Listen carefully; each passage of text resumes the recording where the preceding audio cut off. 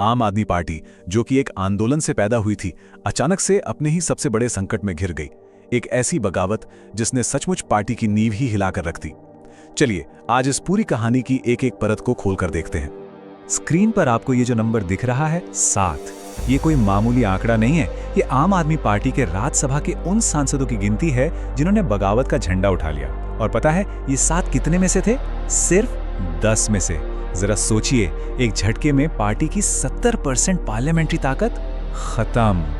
और इसीलिए इसे सिर्फ एक दल बदल कहना शायद सही नहीं होगा। ये शब्द देखिए, सर्जिकल स्ट्राइक, मतलब एक ऐसा हमला जो बिल्कुल सही वक्त पर किया गया जब अरविंद केजरीवाल जेल में थे, यानी जब वो सबसे ज्यादा कमजोर थे। तो ये कोई इत्तेफाक नहीं था, ये एक पूरी तरह से प्लान किया हुआ हमला था। और यहीं से इस पूरी कहानी का सबसे बड़ा सवाल खड़ा होता है, क्या ये बगावत केजरीवाल के अपने अहंकार का नतीजा थी जिसने अपने ही साथियों को दुश्मन बना दिया, या फिर ये उन नेताओं का लालच था, उनका डर था जो ईडी और सीबीआई के दबाव के आगे टूट गए? देखिए, कहानी के 2 पहलू हैं और दोनों ही बहुत कॉम्प्लिकेटेड हैं। इस पूरी सिचुएशन को समझने के लिए एक बड़ी दिलचस्प मिसाल दी जाती है कि केजरीवाल वो जौहरी थे जो हमेशा ये कहते थे कि वो अन्ना आंदोलन की धूल से हीरे निकालकर तराश रहे हैं। और मजे की बात यह है कि जिन 7 लोगों ने बगावत की वो वही हीरे थे जिन्हें खुद इस जौहरी ने तराश कर राज्यसभा में भेजा था। तो फिर सवाल उठता है कि चूक हुई कहाँ? क्या जौहरी ने अपने हीरों की कदर नहीं की, उन्हें नजरअंदाज कर दिया, या फिर जिन्हें वो हीरा समझ रहे थे वो असल में सिर्फ चमकने वाले पत्थर थे जो मौका मिलते ही अपनी असलियत पर आ गए? यहीं पर ये पूरी कहानी 2 बिल्कुल अलग अलग हिस्सों में बंट जाती है। चलिए अब इस बगावत के मेन किरदारों से मिलते हैं। पहला और सबसे बड़ा नाम है राघव चड्ढा, पार्टी का सबसे स्मार्ट कॉर्पोरेट चेहरा। एक वक्त था जब वो केजरीवाल के सबसे खास माने जाते थे और उन्हें पंजाब का सुपर सीएम तक कहा जाता था। तो सवाल ये है कि चड्ढा ने पाला क्यों बदला? एक कहानी ये कहती है कि पार्टी के अंदर उनका दम घुट रहा था, आतिशी को ज्यादा इंपॉर्टेंस दी जा रही थी और उनकी सेल्फ रिस्पेक्ट को ठेस पहुंच रही थी।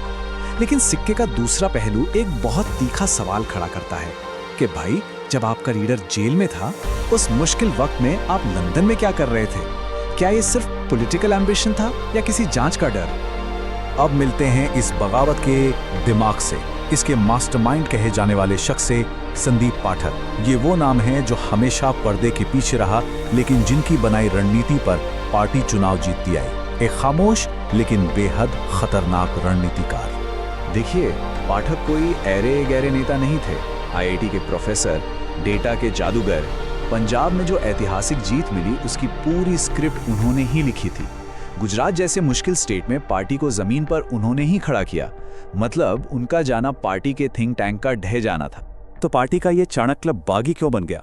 एक थ्योरी ये है कि केजरीवाल की टीम ने एक आईआईटी प्रोफेसर को क्लर्क की तरह ट्रीट किया, जिससे उनका स्वाभिमान टूट गया। वहीं दूसरा तर्क ये है कि लोकसभा चुनाव में जब उनकी स्ट्रैटेजी फेल हुई और उनसे जवाब मांगा गया, तो जवाबदेही से बचने के लिए उन्होंने पार्टी ही छोड़ दी। इस पूरी बगावत की कहानी में एक मोड़ ऐसा भी है जो सियासत से ज्यादा पर्सनल है, ज्यादा इमोशनल है। और ये मोड़ आता है स्वाति मालीवाल के नाम के साथ। वो चेहरा जो सालों से पार्टी के अंदर और बाहर महिला अधिकारों की सबसे बुलंद आवाज हुआ करती थी। स्वाति का और केजरीवाल का साथ अन्ना आंदोलन के वक्त से था। वो सिर्फ एक नेता नहीं, एक पुरानी साथी थी। दिल्ली महिला आयोग के अध्यक्ष से लेकर राज्यसभा सांसद तक का सफर उन्होंने पार्टी में तय किया। लेकिन फिर आई 13 मई की वो तारीख और मुख्यमंत्री आवास पर हुई उस एक घटना ने सालों की दोस्ती और वफादारी को एक पल में खत्म कर दिया। यहाँ भी कहानी 2 हिस्सों में बटी है। एक तरफ का मानना है कि अपनी ही पार्टी की एक महिला सांसद के साथ हुई बदसलूकी पर केजरीवाल की चुप्पी सत्ता के नशे का सबसे बड़ा सबूत थी। ये एक धोखा था। तो वहीं पार्टी का आरोप है कि इस घटना के बाद स्वाति मालीवाल बीजेपी के इशारों पर काम करने लगी। सच क्या है, ये अभी भी एक बड़ा सवाल है। ये बगावत सिर्फ कुछ नेताओं के पार्टी छोड़कर जाने की कहानी नहीं है। ये कहानी है कि कैसे एक आंदोलन से निकली पार्टी के अंदर सत्ता, पैसे और सिंबल्स की लड़ाई शुरू हो गई। एक ऐसी लड़ाई जिसने पार्टी को अंदर से खोखला करना शुरू कर दिया। और इसके सबूत भी बहुत दिलचस्प हैं। जैसे चंडीगढ़ में एक सरकारी बंगला कोठी नंबर 50 को लेकर नेताओं के बीच खींचतान, अशोक मित्तल जैसे बड़े बिजनेसमैन, सांसद जिनके बिजनेस पर रेड पड़ती है और वो बीजेपी में शामिल हो जाते हैं। और शायद सबसे बड़ा सिंबॉलिक मोमेंट, केजरीवाल को दिल्ली में अपना वो सरकारी घर खाली करना पड़ा जो अब उन्हीं के बागी सांसद अशोक मित्तल के नाम अलॉट हो गया था। तो आखिर में ये कहानी सिर्फ आम आदमी पार्टी के संकट की नहीं रह जाती, इसे एक आंदोलन की खुली हत्या कहा गया है। ये उस भरोसे की हत्या है जो देश के लाखों करोड़ों लोगों ने एक नई तरह की राजनीति के लिए किया था। ये एक विचार के अंत की कहानी है। तो हम घूम फिरकर वापस उसी पहले सवाल पर आ जाते हैं, क्या ये कहानी पीठ में छुरा घोंपने वालों की है, या ये उस जौहरी की नाकामी की कहानी है जो अपने ही तराशे हुए हीरो को संभाल नहीं सका? असली सवाल तो यही है कि विश्वासघात ज्यादा बड़ा है या उस विश्वासघात को वक्त पर पहचानने में हुई चूक? और इसका जवाब शायद आने वाला वक्त ही देगा।